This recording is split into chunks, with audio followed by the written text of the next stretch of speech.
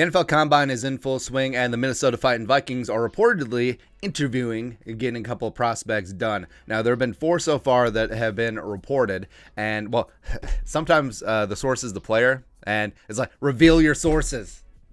But it's very interesting mix so far for the Vikings. Now, there is a strategy when it comes to interviewing prospects, whether it be at the Combine, Pro Day, private workouts. I don't know if they're bringing players into the facilities now. I assume they will, since COVID protocols with the NFL are basically bye-bye. So we'll see what happens. But I remember when the Vikings drafted Harrison Smith, when they traded back in 2012 at the back end of the first round, they didn't meet with him at all.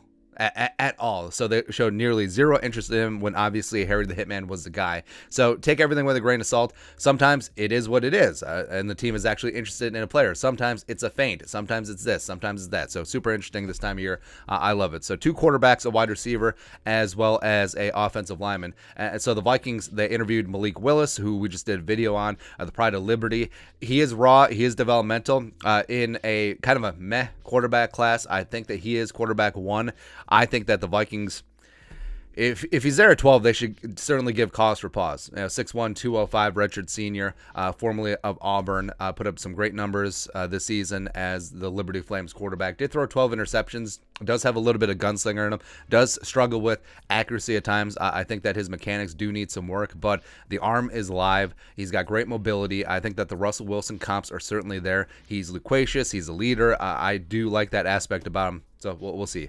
Next up was quarterback Desmond Ritter, who been one of my draft crushes for a while. Although draft crush, not like crush, if you know what I mean. Where last year I liked Desmond Ritter. If he had declared last season, which he had considered doing, and he was still there in the Kellen Mond, Davis Mills, top of the 3rd round, Kyle Trask, back end of the 2nd round area, I would have been fine with him. And I don't think that he helped his draft stock a ton, even though Cincinnati on the field had some great success. If Ritter had performed better, say against Alabama or even in like the Tulsa game, maybe we'd be talking. But I think that he's got a great arm. He's got good accuracy. He's got great mobility. Just ran a 4.4 and some change in the 40, 6'4", 215. I think that he is developmental. I think that him and Willis do share a lot of the, hey, here's a guy that needs to sit a year, really get his stuff broken down, really learn the NFL game from a great offensive mind. We have Kevin O'Connell and Wes Phillips, so I think that Vikings will be a great spot for Desmond Ritter. But the problem is, how far does he get? So 12 is definitely a little bit too rich for Desmond Ritter, but can he get through to the 2nd round? To 46 for the Vikings, or are a bunch of quarterback needy teams like the Giants at 36 would be a prime spot, the Lions at 34 or potentially at 32, Washington at 42, Atlanta certainly at 43, maybe even the Browns at 44, keeping him in the great state of Ohio. Broncos, if they don't go for quarterback 1st round, maybe even the Seahawks, man. Depending on what happens, since they don't have a 1st round pick, but who knows what's going to happen with Russ.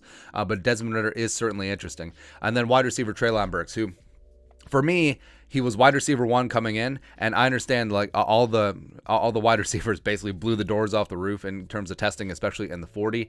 But I always say that the Combine shouldn't change things too much. Like, it should break ties, it should give you cause for pause, it should make you go back and reevaluate some prospects. But Treylon Burks is just that dude, man.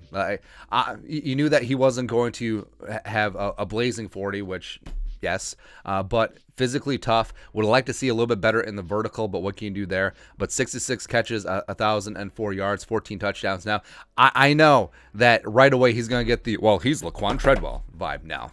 No. Treylon Burks is much closer to A.J. Brown versus Laquan Treadwell if we're going to the Ole Miss wide receivers who wore number 1 back in the day.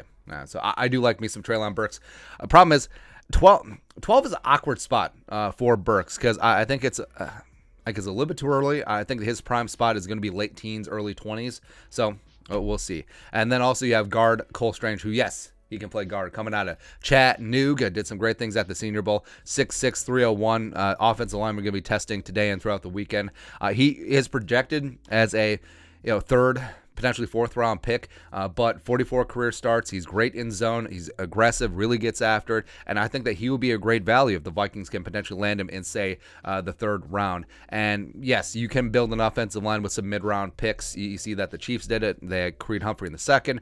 They had Smith in the 6th round last year. And I think Cole Strange, you may have to just take him in the 3rd, because I think that he's going to test really well. I'm sure he'll do great things at his pro day too. And in a interior offensive line class, which isn't overly top heavy, like it's Green, it's Zion, and then sort of everyone else, but I think that it is going to be thick, THICC, thick in terms of talent in day 2 as well as early day 3. And Cole Strange, everyone loves a stranger, could be a big part of that as well. But that's it. That's take a look at the 4 players that the Vikings have reportedly interviewed at the Combine so far. We'll keep you updated on this tracker. Let us know in the comment section below. Subscribe for daily Vikings takes. Want to support the work, put a little something in the Venmo. But until next time, Skol, production value.